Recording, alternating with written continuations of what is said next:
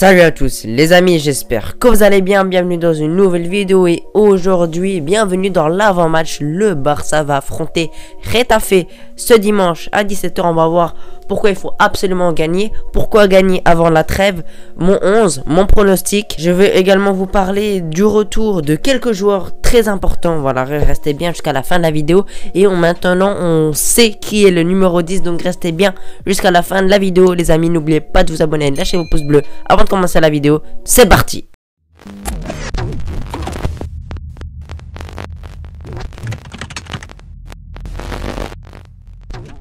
Déjà, ce match, évidemment, il va falloir le gagner pour prendre les 3 points. Mais c'est surtout se rassurer après le match nul contre Bilbao.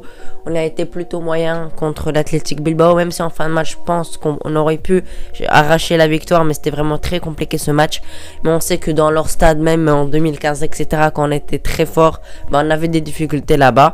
Donc, voilà, ça arrive des faux pas. Mais maintenant, il faut se rassurer et confirmer face à Getafe. Il va falloir, comme je l'ai dit, gagner pour les 3 points pour être dans le haut du classement. Là il me semble qu'on est 6ème avec l'Atlético qui a gagné ses 2 matchs pour le moment, le Real Madrid qui a gagné un match et qui a fait un match nul également comme nous. Donc il va falloir gagner tous les matchs pour essayer d'être premier. On va essayer de gagner tous les matchs. Gagner tous les matchs c'est vraiment très compliqué, mais si on essaie, il faut essayer d'en gagner la plupart pour avoir une chance de gagner la Liga. Il va falloir aussi gagner avant la trêve tout simplement. Il va y avoir la trêve internationale après ce match. Ça va être une pause de 2 semaines il me semble. Les joueurs vont pouvoir se reposer, ceux qui vont pas en sélection. Et les joueurs qui vont en sélection, ils vont jouer avec leur équipe et ils vont être un peu éloignés du Barça. Ils vont un peu se reposer de ce climat. Donc c'est très important de repartir avant d'aller à la trêve. C'est de gagner les 3 points. Ce sera primordial pour la confiance et pour que les joueurs ils partent confiants tout simplement. Maintenant, parlons un peu de comment gagner tout simplement. C'est faire une très bonne entame de match. Ça, c'est vraiment important. On l'a fait contre la Real Sociedad. On avait fait vraiment une très bonne entame de match et on a réussi à marquer un but. On l'a bien vu. Mais contre l'Athletic Bilbao, c'est plutôt l'Athletic Bilbao qui a fait une très bonne entame de match et qui nous a bouffé tout simplement au début de match et on a eu énormément de mal. Mais on s'est pas pris un but, mais franchement c'est vraiment très important de faire une très bonne entame de match.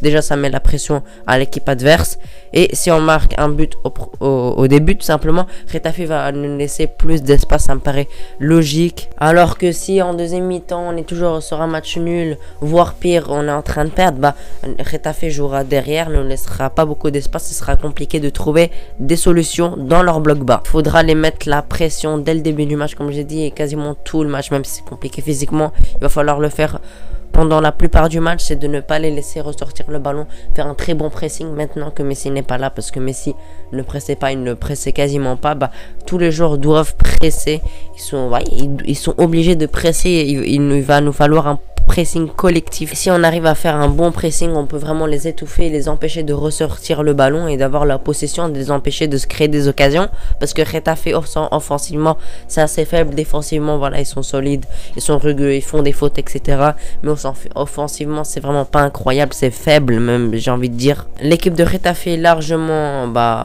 à notre niveau tout simplement. On sait bien que le Barça est largement au-dessus en termes de niveau, en termes de talent, en termes d'effectifs, donc on est obligé de gagner ce match. En plus il faut pas perdre des points bêtement, ça pourrait vraiment nous faire perdre la Liga, parce qu'en début de saison on avait perdu contre Getafe, on avait fait 1-1 contre Alaves, on avait perdu beaucoup de points bêtement aussi contre Cadiz, je me rappelle où on a fait le 1-1 avec un penalty de l'anglais. Il faut vraiment essayer de gagner le maximum de points contre les petits et éviter les faux pas. Leurs derniers résultats, leurs 2 premiers matchs en Liga, ça n'a pas été fameux. Ils ont perdu 1-0 contre Valence et 1-0 contre Séville.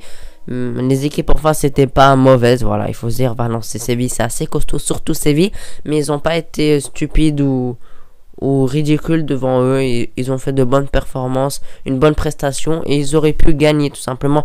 Ils ont changé de coach également, ça je l'ai pas dit, donc ils vont laisser moins d'espace que d'habitude parce que le coach joue un football un peu plus offensif. C'est pas le tiki-taka etc, mais voilà, ils jouent un football plus offensif, plus vers l'avant tout simplement. Ils vont laisser ils vont pas faire un bloc extrêmement bas non plus comme l'année dernière avec leur coach, j'ai oublié comment il s'appelle. Les deux derniers résultats avec nous, tout simplement. Au Camp Nou, on avait gagné 5-2, je me rappelle pas vraiment du match pour être honnête avec vous.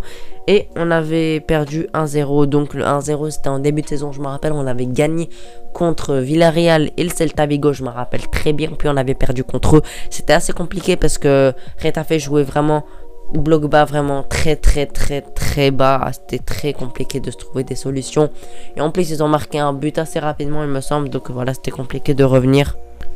Maintenant, il va falloir faire attention aux coups de pied arrêtés également de Retafe parce qu'ils misent pas mal sur ça. Parce que sur les coups de pied arrêtés, ils sont assez bons. Ils vont essayer d'ouvrir le score sur ça parce que c'est une de leurs qualités.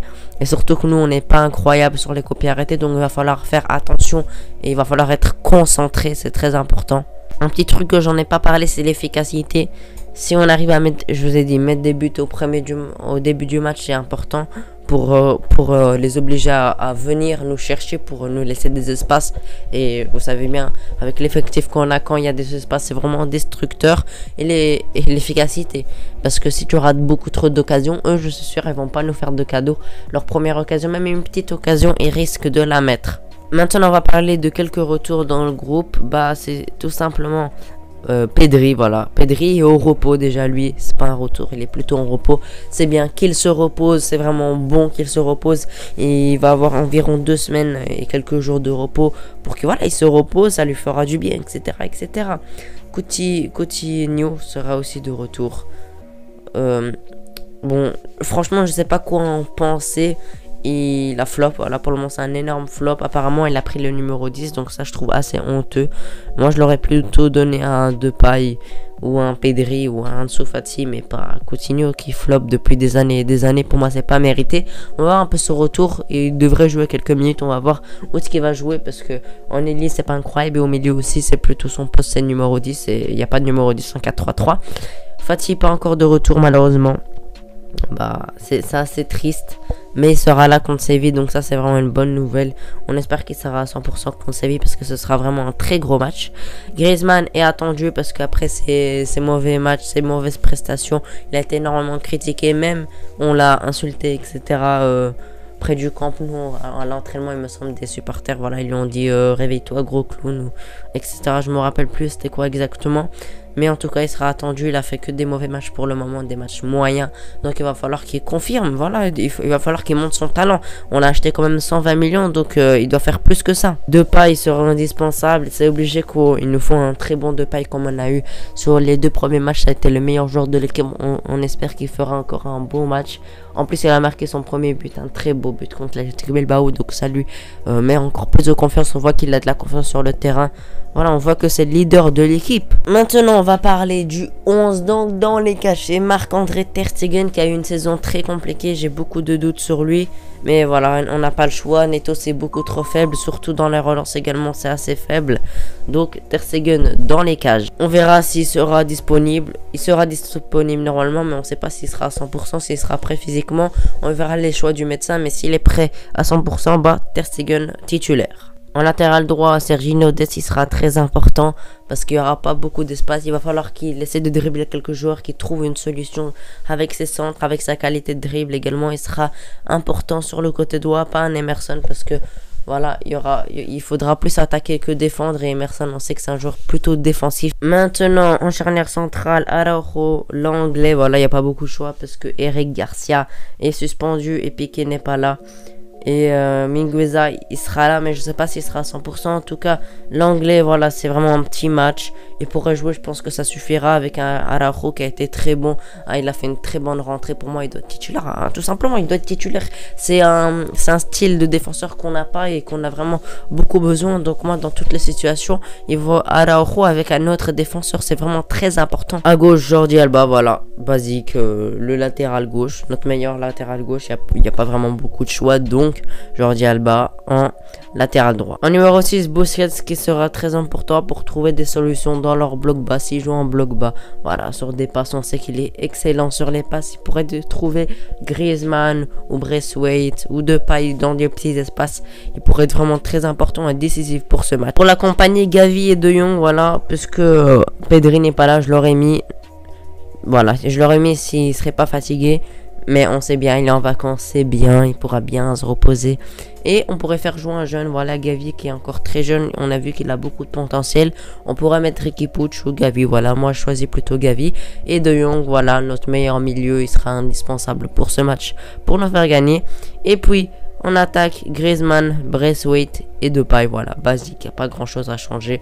C'est un peu un 11 qui ressemble à ce qu'on a fait les derniers matchs. Et voilà les amis, merci d'avoir regardé la vidéo. Comme pronostic, je vois une victoire 3 buts à 1, voilà.